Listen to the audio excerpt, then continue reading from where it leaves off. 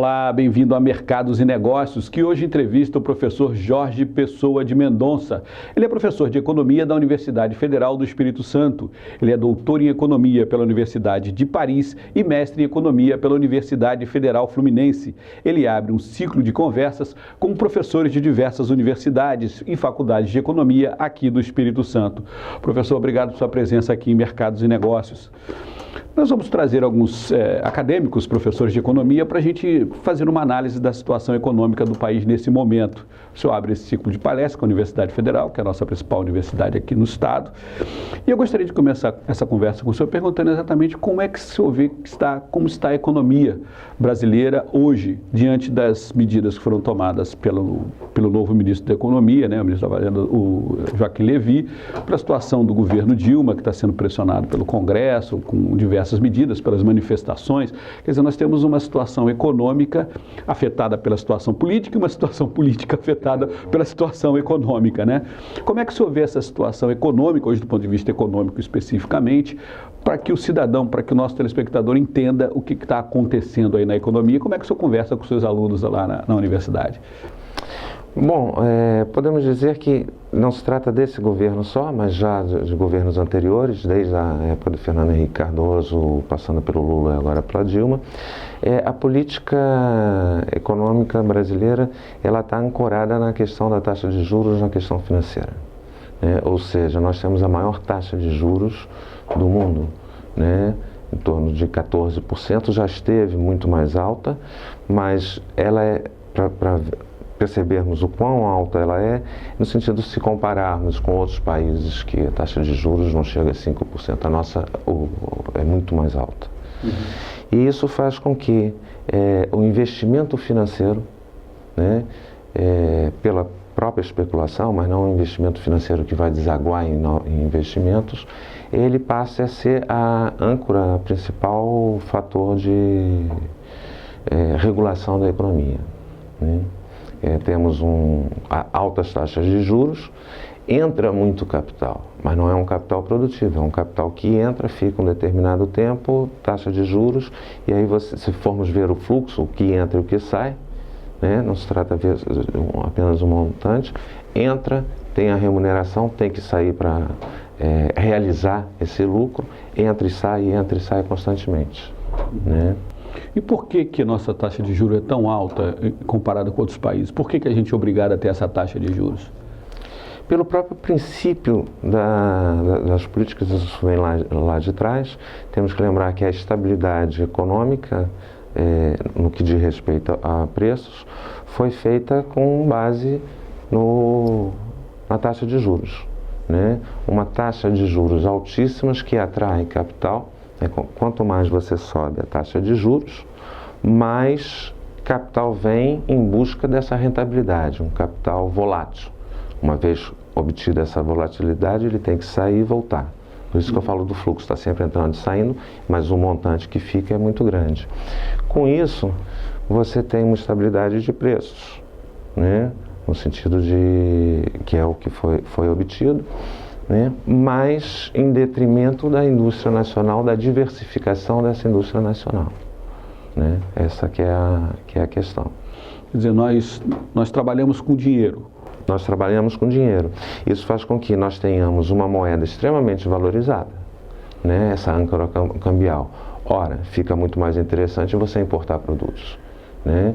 Podemos ver, por exemplo, um dos itens que hoje pesa enormemente no balanço de pagamentos é a conta viagem, conta turismo, né? Todos os brasileiros dos mais diversos segmentos sociais estão viajando para fora, que é dispêndio que nós fazemos lá fora, ao invés de fazermos aqui dentro. Do mesmo jeito que isso acontece, digamos, com a população no geral, isso rebate na indústria no sentido de que ela perde mercado para os concorrentes estrangeiros, os produtos importados. Nós podemos ver pelas ruas, nas lojas e tudo mais, eles estão bem acessíveis, né, por conta do dólar, uma questão artificial, não é por conta digamos que estejamos mais produtivos, mas porque os produtos importados estão mais baratos por conta da nossa valorização do câmbio. né? Todo mundo ficou orgulhoso porque temos uma moeda próxima do valor do dólar, antigamente era isso, mas em detrimento da indústria nacional. Mas agora o dólar deu uma disparada, está 3,50, está todo mundo reclamando, quer dizer, isso não complica um pouco essa estrutura de pensamento, quer dizer, do governo, vamos manter tudo valorizado, mas o dólar está desvalorizando a nossa moeda? Sim, começa a fazer água essa política de décadas, né?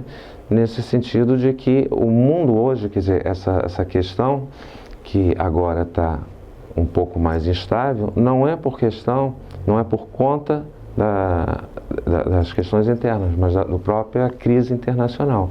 Nós tínhamos um mercado para exportação muito baseado no crescimento chinês, né, da compra das nossas matérias-primas. Com a China começando uma grande locomotiva do capitalismo, do comércio internacional, eles começando a ter uma retração, né, nós temos aqui problemas. Em certo sentido, quando eles pegam um resfriado, nós pegamos uma pneumonia. Né?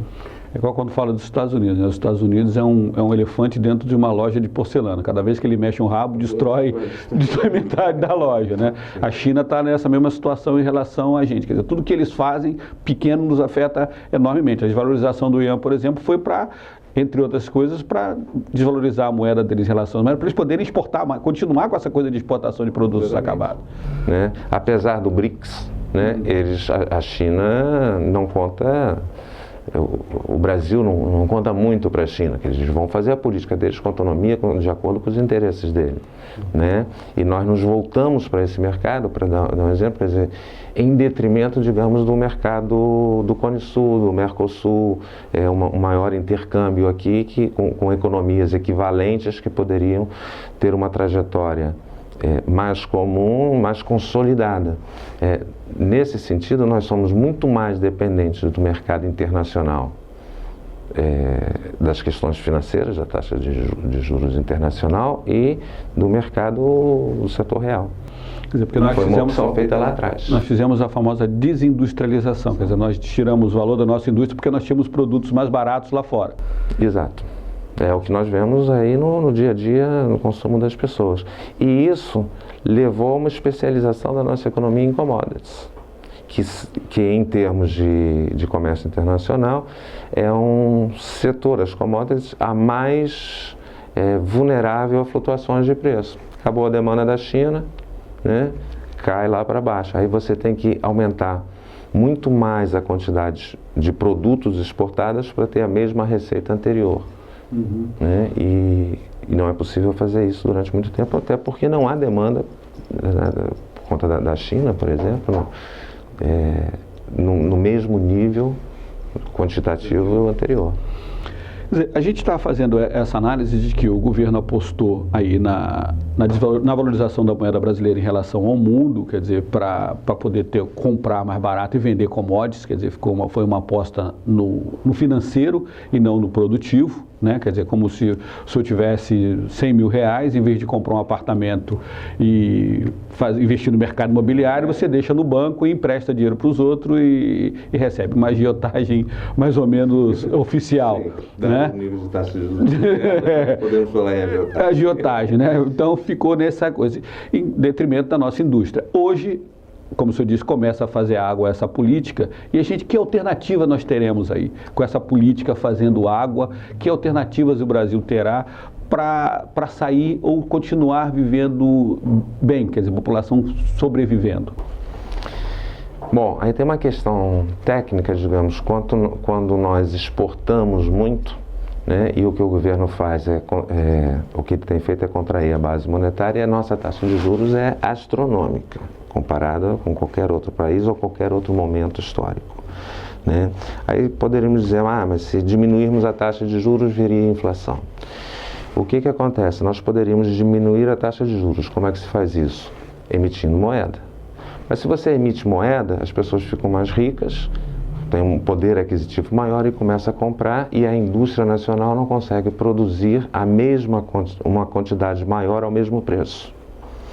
Ora, então nós teríamos que ter uma política industrial para aumentar a nossa competitividade, e nesse meio prazo, quando você a política monetária propriamente dita, em vez de ser de taxa de juros altas, poderia ser no sentido de aumentar o compulsório dos bancos. Você coloca um dinheiro no banco, o banco reempresta aquele dinheiro. Ele é obrigado a guardar uma determinada percentagem, então ele reempresta demais. Você pode ver que o endividamento das famílias no Brasil hoje é enorme, por conta de que essa facilidade de créditos e tudo é muito grande. Foi muito grande. Foi muito grande e individualmente para a sociedade ela está toda endividada sem condições de pagar. Ora, se nós baixarmos a taxa de juros, a gente vai emitir mais moeda. Mas aí poderia ser feito, e no momento nós temos uma dificuldade porque o sistema financeiro, o setor financeiro tem um comando da economia, fazer de tal forma que vamos emitir mais moeda, diminuir a taxa de juros, mas aumentar o compulsório dos bancos. Ou seja, de cada 1.000 que ele tem de depósito, ele não pode reemprestar os 1.000. Ele só vai ter que guardar uma parte, né, que hoje isso é uma regulação bancária que existe, mas hoje essa parte é muito pequena. Você poderia aumentar, diminuir a taxa de juros, significa aumentar a liquidez do sistema colocando mais moeda. Isso dá uma pressão sobre o consumo interno e, portanto, aumento de preços. Mas você poderia diminuir essa taxa de juros, botar mais dinheiro na economia e aumentar o compulsório, fazendo com que os bancos não possam reemprestar muito para não dar um problema de demanda, né? Paralelo a isso, logicamente, uma política industrial de melhoria das condições de trabalho e emprego, para que aumente a produtividade e aí a gente possa realmente ter uma competitividade econômica real e não uma competitividade econômica espúria, baseada em altas taxas de juros, especialização da economia, dólar subvalorizado, o real sobrevalorizado, fica dando a impressão que somos competitivos, que a economia vai muito bem, mas agora fez água. Justamente por essa trajetória que tem um tempo aí de... O senhor consegue ver o governo indo nessa direção? Não, justamente o contrário. Né? A primazia do setor financeiro, para mostrar o quanto ela é importante, se você perguntar a alguém quem é o ministro da Indústria e Comércio, qual é a política industrial do país, esse tipo, ninguém sabe. Agora, se você perguntar quem é o ministro do Banco presidente do Banco Central, o ministro da Fazenda, todo mundo sabe, e todos ligados ao mercado financeiro. Quer dizer, eles é que estão sob os holofotes. Eles estão com a bola na mão. Né?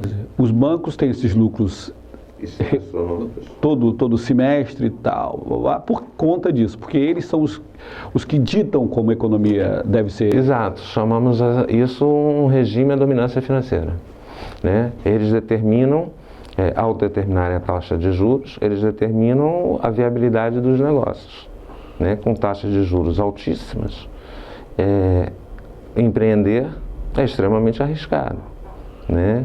Para falar no mínimo, extremamente arriscado.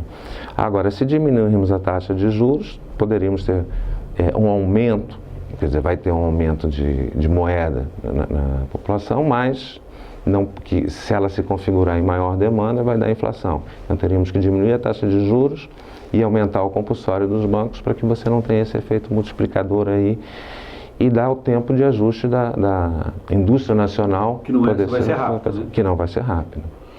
Professor, eu queria pedir licença ao senhor para fazer um pequeno intervalo. Na volta a gente conversa sobre essa questão da industrialização. Quer dizer, isso realmente vai demorar, mas é uma necessidade que o país está vendo hoje. Quer dizer, vai ser inevitável que em algum momento dos próximos anos isso aconteça.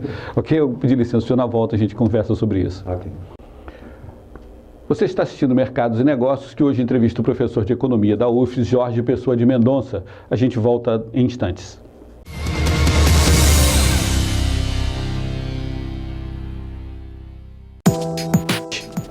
Quer saber o que acontece na Grande Vitória? gvnews.tv.br, o seu canal de jornalismo na internet.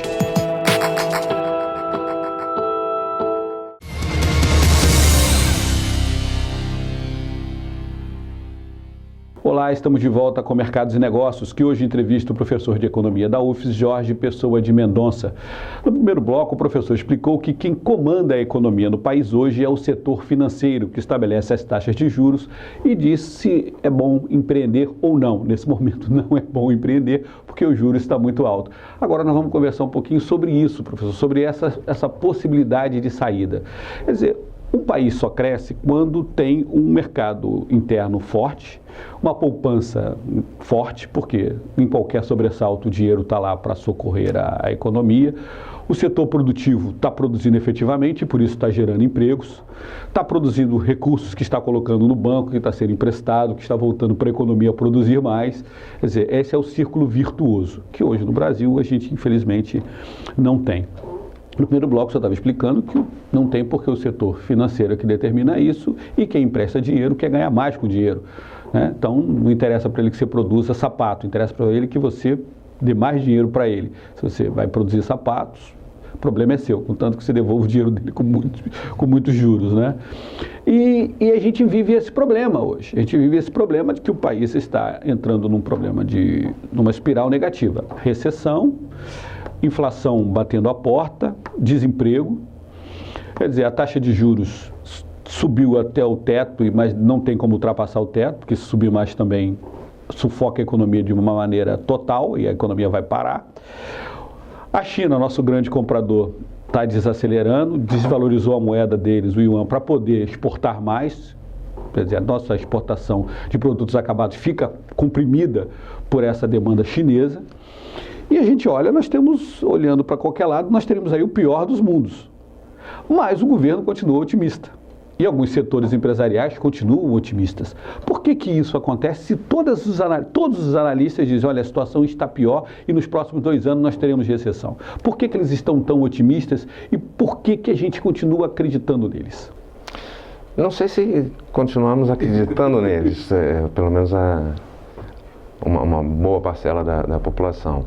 Mas, em termos de política econômica, alguns acreditam que é necessário uma injeção de ânimo para que os empresários façam os investimentos e tudo mais. Então, esse otimismo é também uma forma, um instrumento de se colocar. Evidentemente que se um presidente do Banco Central incorporar um certo pessimismo, né, isso vai mexer claramente com as expectativas das pessoas, etc. e tal, e que, a vaca vai para o brejo, né? Então é necessário confiar.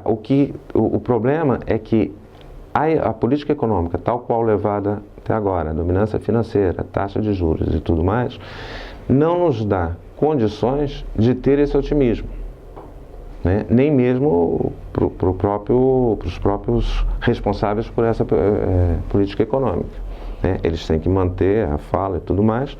Agora, ela perdura porque nós estamos montados nesse sistema, né?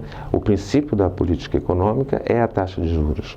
A mudança seria muito radical, porque para diminuir a taxa de juros teríamos que aumentar o compulsório para que isso não rebata em termos de maior poder de compra, né?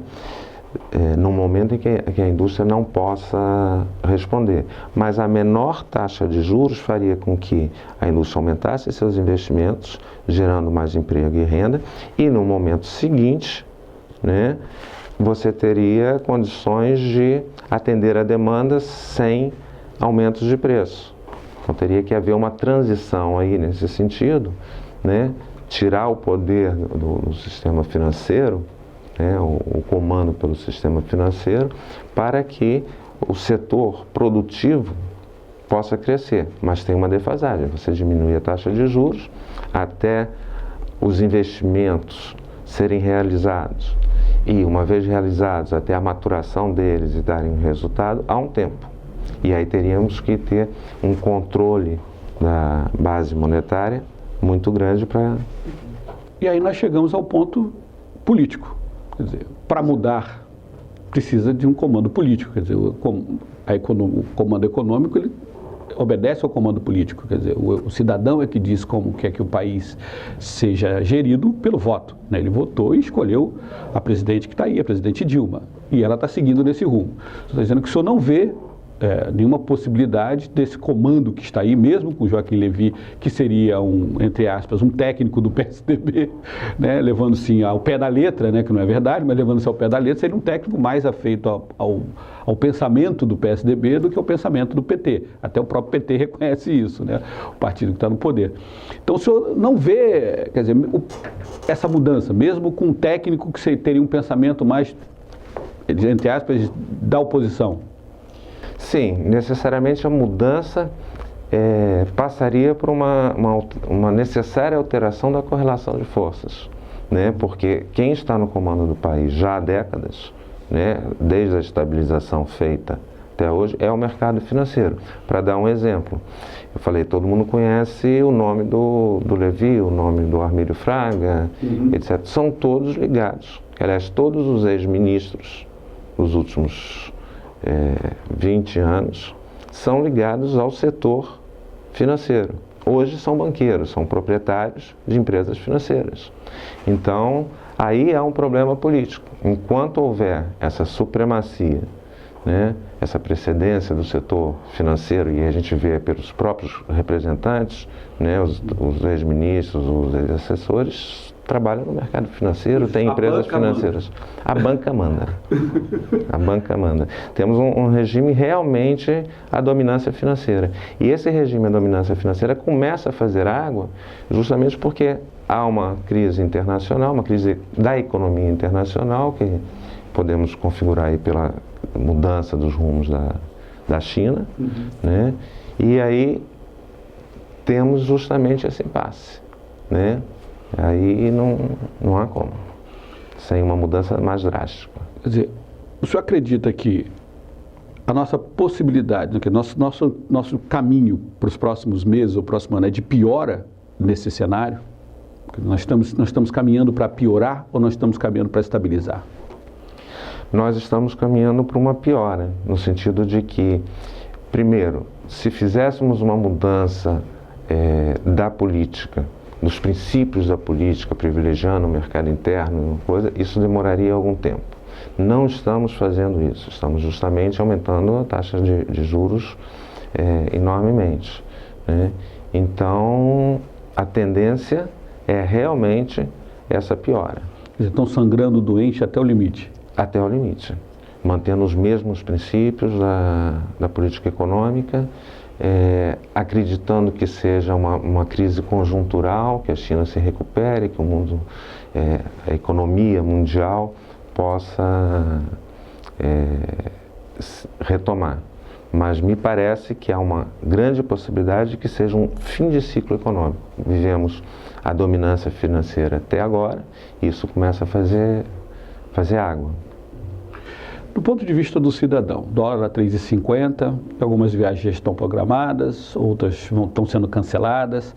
O que o dólar vai afetar a vida das pessoas? Essa situação dessa virada de ciclo com dólar alto, sem mais possibilidade de venda de commodities nos valores e nas quantidades que nós vendíamos antes, quer dizer, o que isso vai afetar o dia a dia das pessoas? Quer dizer, o desemprego já está aí, quer dizer, a possibilidade de continuar vivendo no padrão que se viveu até agora. Sim, para a maior parte da população será o desemprego, a precarização do trabalho. Para parcela da classe média, média alta, nós teremos uma dificuldade enorme em manter o mesmo padrão de consumo, né? É o que eu falei inicialmente. O padrão de consumo está muito baseado nos carros importados, viagens, essas coisas que são despesas para o país, que não geram emprego aqui dentro e que não poderão ser mantidas porque há realmente uma pressão de desvalorização. Para a classe alta não muda nada, né? Para quem é rico continua tudo. Sim, com certeza. E por isso que a mudança de política é muito difícil. É mais provável tentar subir a taxa de juros, né? Tentam regular por aí para que entre muito capital aqui. Entra muito capital aqui, mas veja, o capital entra em busca do lucro financeiro, fictício, por vezes. Mas ele entra e sai. Quando a gente fala uma determinada quantidade de reserva, isso é o resultado ao fim de um mês ou de um trimestre. Mas ao longo do dia, entra e sai constantemente, porque são negócios extremamente ágeis. Você entra, compra um papel, ele valoriza, você vende, tira, volta de novo, e você vai ganhando nesse sistema. Enquanto estivermos com essa política, né, a lógica é essa. Então teria que haver uma mudança realmente da natureza da política econômica. E qualquer mudança de natureza de política econômica implica um período de transição de vacas magras. Né? Esse ajuste fiscal que está sendo feito, ele está sendo feito para manter as coisas como estão? Então, esse ajuste fiscal está sendo feito para manter o dinheiro com os mesmos? Sim, o ajuste fiscal teria que ser muito maior nesse sentido. Agora, em termos de ajuste fiscal, como que nós podemos fazer? Precisamos aumentar os impostos, mas que impostos nós vamos aumentar? Né? Ora, grande parte da arrecadação fiscal no Brasil, o sistema fiscal, está muito determinada pelo consumo. Né? É o imposto que você paga, né, que está embutido no preço da mercadoria. Veja, o empresário em si não paga imposto porque isso é repassado para os preços. Então, esse ajuste fiscal, existem formas de fazer, formas distintas de fazer o ajuste fiscal. Uma solução seria você criar impostos diretamente sobre grandes fortunas, que é um debate que tem há muito tempo e que nunca sai. Né? Impostos sobre as empresas, e não impostos que recaiam e possam recaem no consumidor, porque podem e são efetivamente repassados ao produto final. Né? E isso eles não mexem?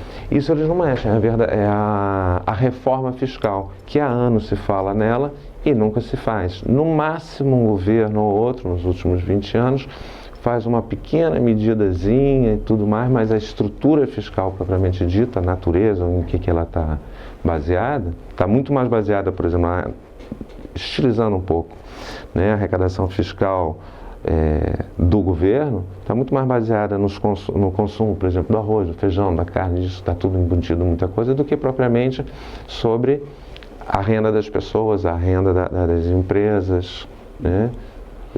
E aí há um efeito distributivo maléfico, perverso, exatamente, esse é o termo, perverso no sentido de que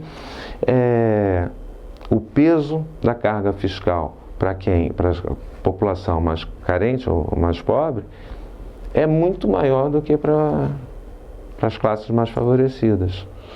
Em 2012, você escreveu um artigo, né, criticando a questão da aplicação de políticas de enfrentamento da pobreza, né? Falando do Bolsa Família, algumas críticas a esse enfrentamento do empobrecimento dos países do terceiro mundo, não só do Brasil. Quer dizer, o que se aplica não atinge, isso explicou que não atinge efetivamente o enfrentamento à pobreza, né? Não visava acabar com a pobreza, mas manter as coisas como estão. Isso em 2012. 2015, na crise, essa crítica ainda se mantém? Quer dizer, piorou a situação das pessoas mais pobres diante da crise? Não, eu diria que ela continua, né? Digamos, as políticas sociais focalizadas, né? Bolsa isso, bolsa aquilo, não sei o que, não tira ninguém da pobreza, apenas dá uma assistência que é necessário, dado o estado de penúria em que essa camada da população se encontra, mas não tem nenhum efeito dinâmico que os retire da pobreza. Infelizmente, né, o que nós vemos em qualquer das opções políticas e a parte, a oposição, é a manutenção disso, né? O social descartado do econômico. Quando, a meu ver, uma política social deveria contemplar, né, como um dos objetivos a geração de emprego e renda, que é diferente de uma política social focalizada, de uma Bolsa Família, do assistencialismo. Né? E aí nós teríamos que realmente mudar, seria uma mudança drástica, mas necessária, que o país nunca fez. Né? Não é desse governo, do outro, mas toda uma herança que nós temos. É o país mais desigual, né, se não do mundo, né, em termos de distribuição de renda. A política de distribuição de cestas, né, de bolsas isso, bolsas aquilo, vem do dinheiro que o governo arrecada. Ele arrecada de todos nós e pega uma parte desse dinheiro e dá para os menos favorecidos. Né? Eu arrecado do X, vou pegar uma parte desse X e dar para quem não tem condição de sobreviver. Só que essa arrecadação, apesar de estar em trilhão, né, por ano, a tendência dela é diminuir. Se houver risco para essas políticas, quer dizer, as pedaladas fiscais em um determinado momento foi isso, pegar dinheiro dos bancos públicos para manter esses programas que o governo já não tinha recursos suficientes para mantê-los na regularidade que ele se propôs. Você acredita que isso vai piorar com a baixa da arrecadação e com esses problemas políticos que nós estamos tendo? Não, eu acho que não, porque, infelizmente, quer dizer, se isso mudar, né, significaria você mudar os princípios da política, né, econômica e social por completo. Ou seja, promover realmente uma redistribuição de renda necessária ao país. Isso justifica o porquê das políticas sociais focalizadas. Agora, essas políticas sociais focalizadas, em termos emergenciais, têm uma importância colossal. E são necessárias, se olharmos pelo lado do cidadão, dos que estão sendo assistidos por elas. Tem uma importância muito grande. Agora, a meu ver, são necessárias nesse sentido, mas ao meu ver, a grande coisa delas, que é um resquício, mas poderia ser mais interessante, são as condicionalidades. Porque você recebe a Bolsa Família, mas o seu filho tem que ter com a carteira de vacinação completa, tem que estar na escola.